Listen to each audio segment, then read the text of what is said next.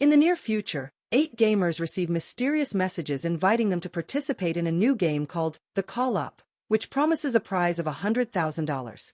They go to the 25th floor of a fancy building in the city, and once everyone has arrived, a robot voice tells them to sign in on a tablet. Then they're asked to put all their clothes and personal objects in the lockers, and to wear the provided motion capture suits. While they change, Adam is teased because he's too big for such tight suits. Carl reveals a nasty burnt scar, and Andre explains he used to be a soldier. When everyone is ready, they move into a room with a scanner. The voice tells them to step on the scanner and say their usernames, then they can pick up their new equipment. It's an advanced gear suit with a VR helmet that attaches to their spines for full immersion, which Adam thought was only available for the elites. Everyone puts on their gear quickly except for Zahid, a Bosnian Muslim who chose the nickname terrorist, ironically, without knowing everyone would see it on the suit. He doesn't want to play like this and tries to leave, but the door is locked, and nobody comes when he asks for help. The other gamers convince him it's not a big deal, so Zahid agrees to play. The voice announces the start of the training module, and everyone closes their helmets for the simulation to begin.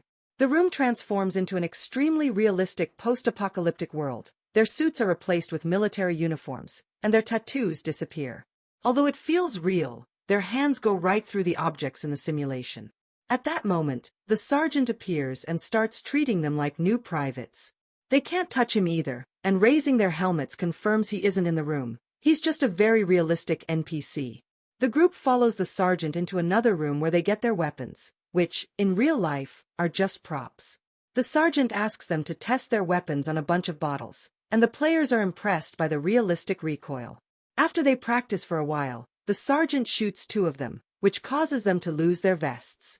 Since it's only a tutorial, they immediately get them back as the sergeant explains that getting hit just once means losing their protection and leaving them exposed. If they get hurt after losing the vest, they can use a special serum injection, but they only get 1 each.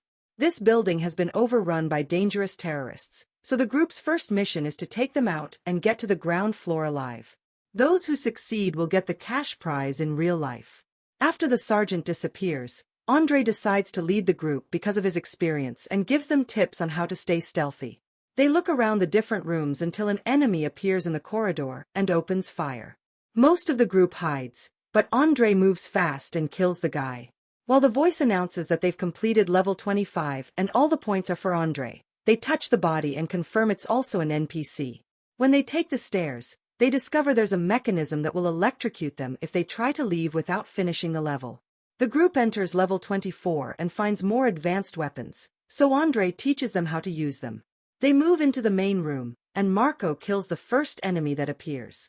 Gaining confidence, most of the players begin running around and using random objects for cover while bringing down all the terrorists. Adam wastes all his bullets without landing a single shot, so Andre cuts in to shoot the guy and gets hit in return, losing his vest. Meanwhile, Taylor is having a panic attack. It turns out that a friend of hers received the invitation, and she came in her place, but she can't handle the game's realism. Shelley tries to comfort her and remind her that this is just a game, but when it's her turn to shoot someone, she can't do it either. The terrorist approaching the girls is killed by Carl, who is then shot and loses his vest too. Carl tries to surrender, but the enemy shoots him again, so Shelley runs out to kill the guy. Both Carl and Shelley open their helmets, and even in real life, Carl can feel the unbearable pain. They return to the game, and Andre injects Carl with the serum to instantly heal him. A traumatized Carl opens his helmet again to throw up in real life and says this can't be a game. Afterward, the whole group opens their helmets to take a break. While Adam finds new weapons, Carl explains he felt real shocks and theorizes this must be a reality TV show. Zahid panics and tries to take off his suit but can't, so Marco thinks it's a test. Then Zahid points out this could be an experiment by the military, and Marco agrees, saying that Andre must be their inside man. An argument ensues, and things get tense, so Andre goes to the bathroom to calm down. The players don't realize the game is still going, and the terrorists they killed are revived. One of them corners Andre in the bathroom, and he only gets to close his helmet before he gets shot down. He wants to heal himself, but he's already used the serum on Carl. The others hear noises and close their helmets too, only for Edward to immediately get shot down. The group runs to hide, and Taylor tries taking the stairs, but the level isn't completed yet, so she's blocked. Soon the terrorists are opening fire, and the team defends themselves the best they can. The team can finally hear Andre asking for help. At that moment, Andre opens his helmet and hears a timer before his brain is electrocuted, causing him to convulse for several minutes. By the time the others find him, Andre is already dead. Shelly tries doing CPR to no avail. The voice announces they can proceed to the next level, but the group doesn't want to play anymore. They notice some blood on the ground and realize the helmet killed Andre, so they try to take them off, but it's impossible. Zahid panics and grabs a fire extinguisher as he asks for help with a test. Carl volunteers, and Zahid hits him with the extinguisher a couple of times, but the helmet still won't come off.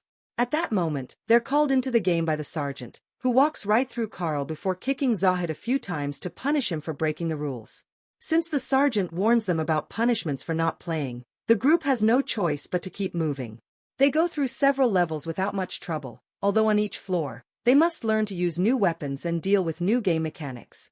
In the room with a gas leak, they can't use fire weapons, and instead, they have to get knives to fight hand-to-hand.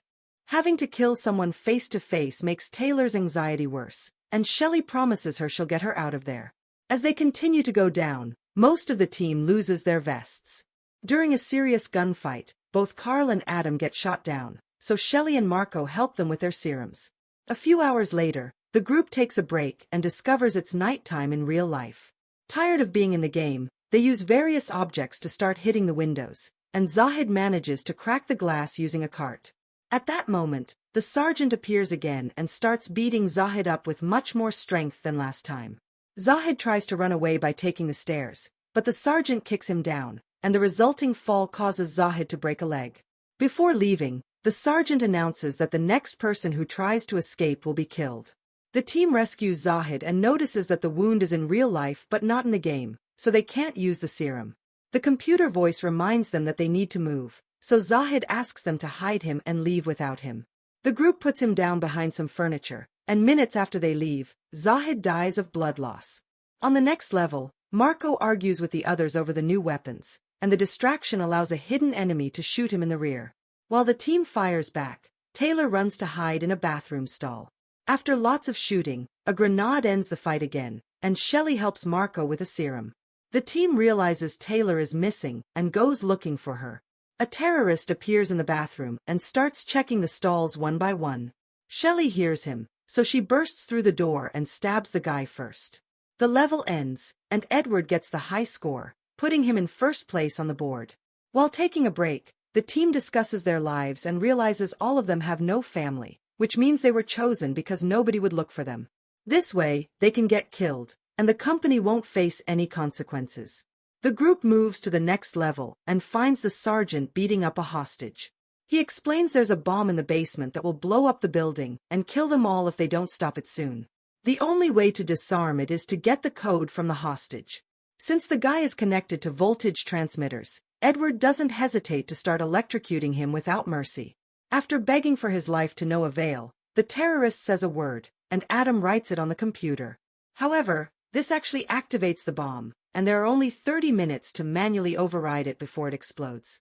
While the sergeant leaves, the hostage laughs at them, and Taylor kills him. A furious Marco blames Adam for this and tries punching him but hurts his hand on the helmet, so he opens it to punch his actual face. When Taylor tries to stop him, she gets hit as well. At that moment, the sergeant's yelling voice can be heard saying he's holding the elevator door open. The team rushes to get inside, and the elevator starts going down, only to stop rather abruptly. The doors don't fully open, so Marco pulls to create enough space for everyone to come out. However, when Adam tries to leave, Marco blocks him as punishment, and they both end up stuck inside. The elevator takes them to the 3rd floor and closes after they come out. The duo sees a crashed helicopter outside the window before they start advancing through the level. Marco forces Adam to go first, and Adam manages to kill a terrorist, but he also runs out of ammo. This doesn't stop Marco from pushing Adam ahead, keeping him as a shield. This allows Marco to run and hide while Adam is shot down, and in a few seconds, he's dead.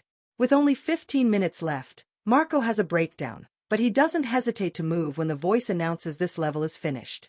Meanwhile, on the 4th floor, the rest of the team finds some weapons and starts searching the area. Suddenly, a terrorist throws a smoke grenade, and Carl has to step back as he has a panic attack. Shelley rushes to check on him, and Carl explains he lost his girlfriend during the fire that gave him the scar. He blames himself for not saving her, and now smoke is a trigger for him. With a few words, Shelley calms him down and convinces him to keep moving. The team continues to go through the different levels and reaches floor 1 with almost no ammo. While the others keep fighting the terrorists, Taylor searches the area and finds some serum. Suddenly, Marco appears behind her and asks for the injection, but Taylor refuses, so Marco shoots her to death. When Carl comes looking for Taylor, Marco pretends he's being attacked and ignores him. Carl finds Taylor's body, and after freaking out, he sees she's written Marco's username with her blood. A furious Carl opens his helmet and attacks Marco in real life, landing a few kicks before trying to choke him. However, Marco pushes Carl against a wall and brings him down to hit him until they separate. Carl retaliates by hitting Marco with a fire extinguisher, but Marco kicks him off. When Marco gets ready to shoot Carl, the sergeant appears and starts beating him up. After a few punches, the sergeant grabs Marco by the neck and strangles him until he dies. After finding the bodies, the 3 remaining players start making their way down with only 7 minutes left. When they reach the basement, the voice says this is the final level. The trio grabs the new weapons and searches the floor, killing the terrorists they find along the way. Whenever there's an opening, they try to move toward the bomb, but the enemies just keep coming. Carl throws a grenade and finishes the fight, so now they can move faster. However, a surprise terrorist appears in a van and quickly shoots Carl down while Shelley and Edward run to hide. While Carl searches for his serum injection, Shelley hears there are only 2 minutes left and tries to run to the bomb, only to be shot down too. Carl gets shot again as he moves toward her and heals her instead. He tells her to win before dying by her side. Edward then uses a bazooka to kill the last enemy and runs to stop the bomb with just a second left. Afterward, the sergeant shows up to congratulate them on winning. Edward starts repeating the sergeant's speech, revealing he's been the company's inside guy all along. The simulation ends, and a bunch of men in black come in to put Shelley to sleep before they start cleaning the building and getting rid of the bodies.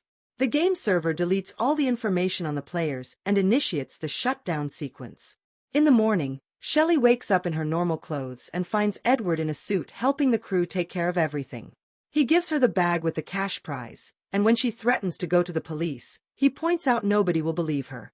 When a man tries to sedate her again, Shelley fights back and injects him instead. Then she steals his gun and shoots all the lights in the parking lot. Edward sends his men after her, but after all the experience Shelley got in the game, she easily kills them all. When Shelley comes out, Edward begs for his life, but she kills him too with no mercy. Then she leaves the building without taking the money,